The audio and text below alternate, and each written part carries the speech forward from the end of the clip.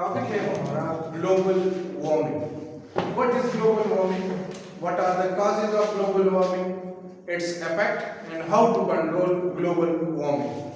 So what is global warming? Gradually heating on of the earth surface, यानी जो earth surface का जो near regions हैं उनकी टेम्परेचर में आहिस्ता आहिस्ता इजाफा होना। मिसाल के तौर पर नॉर्मल टेम्परेचर अर्थ का जुलाई और अगस्त में औसतन 30 डिग्री सी है और ये नेक्स्ट ईयर 31 डिग्री सी तक गया, तो इसका मतलब है इसमें एवरेज लिहाज से इजाफा हो रहा है। या दूसरा definition, gradually increasing the temperature near earth surface, यानी अर्थ की जो सरफेस है उसके करीब जो टेम्परेचर है उसमें इजाफा होना।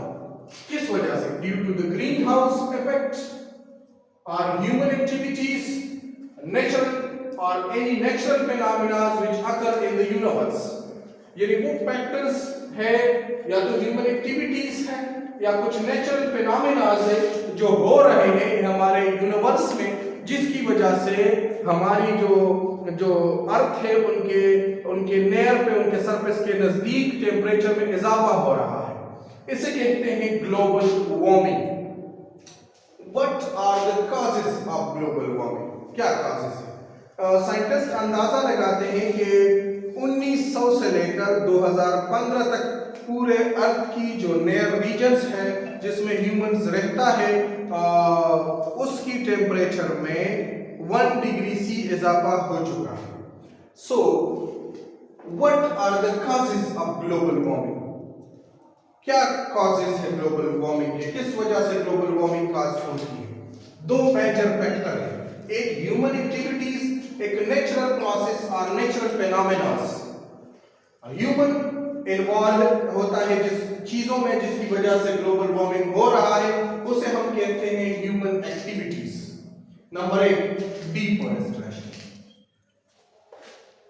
Deforestation is the major source which cause global warming. Why?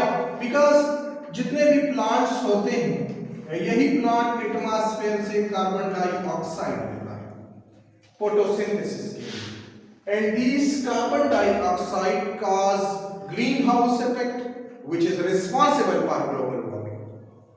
So जब प्लांट जितने ज्यादा हो किसी एरिया में उतने वो ज्यादा कार्बन डाइऑक्साइड को पिक करेगा, वो ज्यादा कार्बन डाइऑक्साइड को यूटिलाइज करेगा फोटोसिंथेसिस के लिए और एटमॉस्फेयर में कार्बन डाइऑक्साइड की कमी आएगी, क्योंकि यही carbon dioxide greenhouse effect cause करते हैं, and then that greenhouse effect is responsible for global warming. So जब डिफॉरेस्टेशन होती है तो एटमॉस्फेयर में कार्बन डाइऑक्साइड की कंसंट्रेशन ज्यादा होती है और वही कार्बन डाइऑक्साइड ग्लोबल वार्मिंग काज करता है। यूज ऑफ व्हीकल्स, जितने ज्यादा गाड़ियां इस्तेमाल होती है तो आप देखिए शॉर्ट डिस्टेंस के लिए भी लोग गाड़ी का इस्तेमाल करते हैं और लोग पर्सनल व्हीकल्स यूटिलाइज करते हैं, पब्लिक ट्रांसपोर्ट में जाते नहीं हैं। और जितने गाड़ियां ज्यादा यूटिलाइज होते हैं उतने ही उनसे ज्यादा स्मोक निकलती है, जो नेचुरल फ्यूल्स होते हैं उनकी कंबस्शन होती है पेट्रोल डीजल्स की, and that poses carbon dioxide, carbon monoxide, sulphur dioxide, and that oxides cause greenhouse effect also responsible for global warming. So जितने चूंकि लोग ज्यादातर पर्सनल गाड़ियां लेते हैं, वही पर्सनल गाड़ियों का इस्तेमाल ज्यादा करते हैं, उस पर्सनल गाड़ियों के इस्तेमाल की वजह से ग्लोबल वार्मिंग काज होती है। CFC पहले ही हम पढ़ चुके हैं, क्लोरोफ्लोरोकार्बन, जिसका major source refrigerators and AC है। 26% तक CFC में उसकी एमिशन में कंट्रीब्यूशन रेफ्रिजरेटर्स एंड एसी का है। यही CFC क्लोरोफ्लोरोकार्बन आप लोग पढ़ चुके हैं, it cause ozone depletion and it is the responsible for ozone depletion, due to which जो ओजोन जो स्क्रीनिंग करता है, जो शॉर्ट बीम वाली लाइट को जमीन तक आने से रोकता है, वही लाइट आती है and that light is responsible for global warming. इसके अलावा poor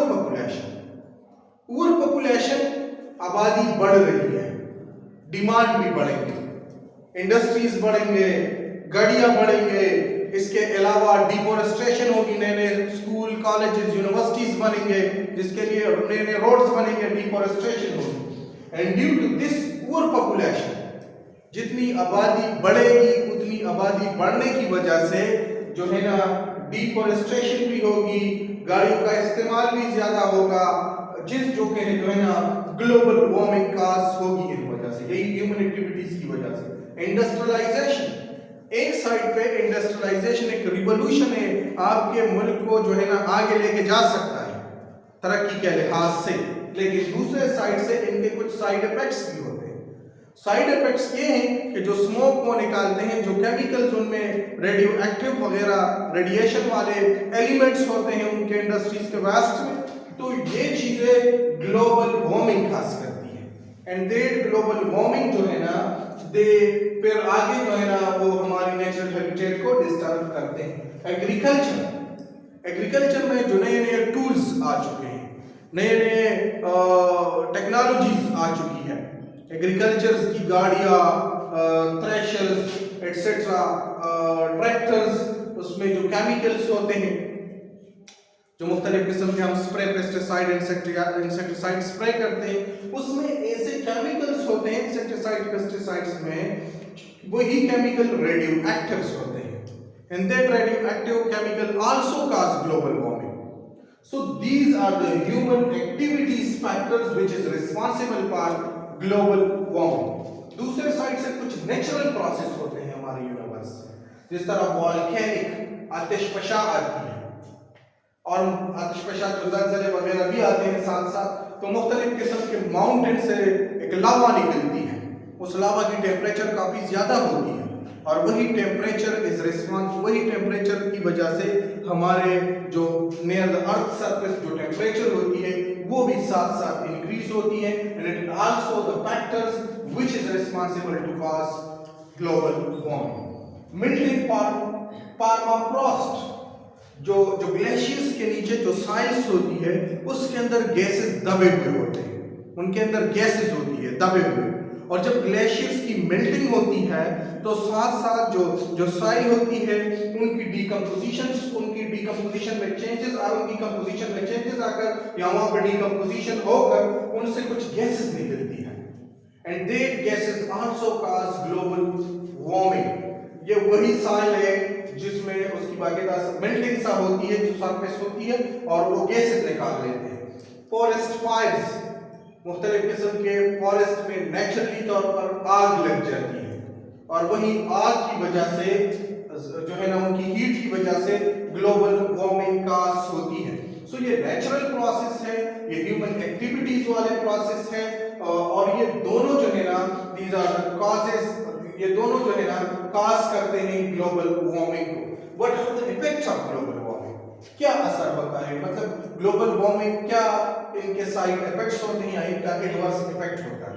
it rise the temperature of the earth surface, यानी जो अर्थ की जो सरफेस है उनकी टेम्परेचर को इंक्रीज करता है, और उनकी टेम्परेचर के इंक्रीज होने की वजह से मुख्तलिफ किस्म के इकोसिस्टम में डिस्ट्रक्शन आती है, उनकी वहां पे जो नेचुरल हैबिटेट है, आप लोग पढ़ चुके होंगे डायनासोर्स क्यों लॉस हुए, क्योंकि टेम्परेचर इंक्रीज हुआ, और नए टेम्परेचर में वही डायनासोर्स अपने आप को एडजस्ट नहीं कर सकते, लिहाजा वो लॉस हो गए, उसकी एक्सटेंशन हुई।